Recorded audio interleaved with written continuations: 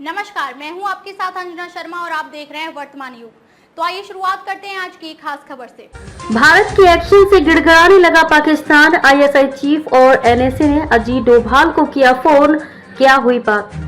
पहलगाम में हुए आतंकी हमले के बाद देश में लोगों को बस इस बात का इंतजार था कि आखिर भारत सरकार कब आतंकियों से बदला लेगी और मंगलवार रात भारतीय सेना ने पाकिस्तान के 9 स्थानों पर एयर स्ट्राइक कर इस इंतजार को खत्म कर दिया। भारतीय सेना ने पाकिस्तान के 4 और पीओके के 5 स्थानों पर एयर स्ट्राइक कर आतंकियों के ठिकानों को ध्वस्त किया है और पहलगाम में मारे गए लोगों की मौत का बदला लिया है।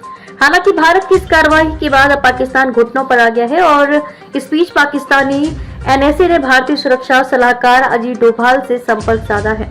जहां भारत ने ऑपरेशन सिंदूर के बाद मामले को नहीं बढ़ाने की घोषणा की है, तो वहीं पाकिस्तान के प्रधानमंत्री शहबाज शरीफ ने इन हमलों का जवाब देने की बात की है।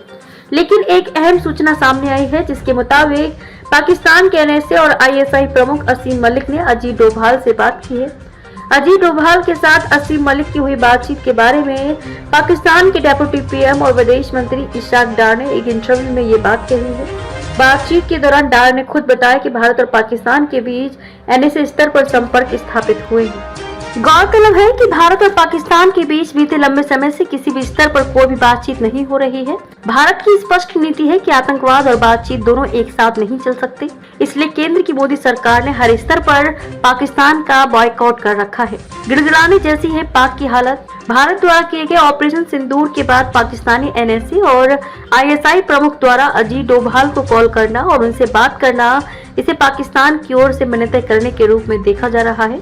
आपको बता दें, पहलगाम हमले के बाद भारत एक्शन लेने की तैयारी कर रहा था, लेकिन पाकिस्तान में बैठे आतंकवादियों और वहां के सैन्य जनरलों को उम्मीद नहीं थी कि भारत इस तरह से फिर से एयर स्ट्राइक कर पहलगाम का बदला लेगा। इस ऑपरेशन के बाद भारत ने दुनिया के सामने ऐलान किया है कि उसने सिर्फ आतंकवादियों के ठिकानों को निशाना बनाया है और उसका मकसद इस मामले को आगे बढ़ाने का नहीं है। भारत ने ये साफ किया है कि इस ऑपरेशन के दौरान पाकिस्तान की जनता और सेना को कोई नुकसान नहीं पहुंचाया गया है। भारत के इस ऑपरेशन के बाद दुनिया ने दोनों देशों के बीच जंग की आशंका जताई है। हालांकि वैश्विक समुदाय ने दोनों देशों से संयम बरतने की अपील की है। इस बीच पाकिस्तानी पीएम शहबाज शरीफ ने राष्ट्र के नाम एक संबोधन दिया है।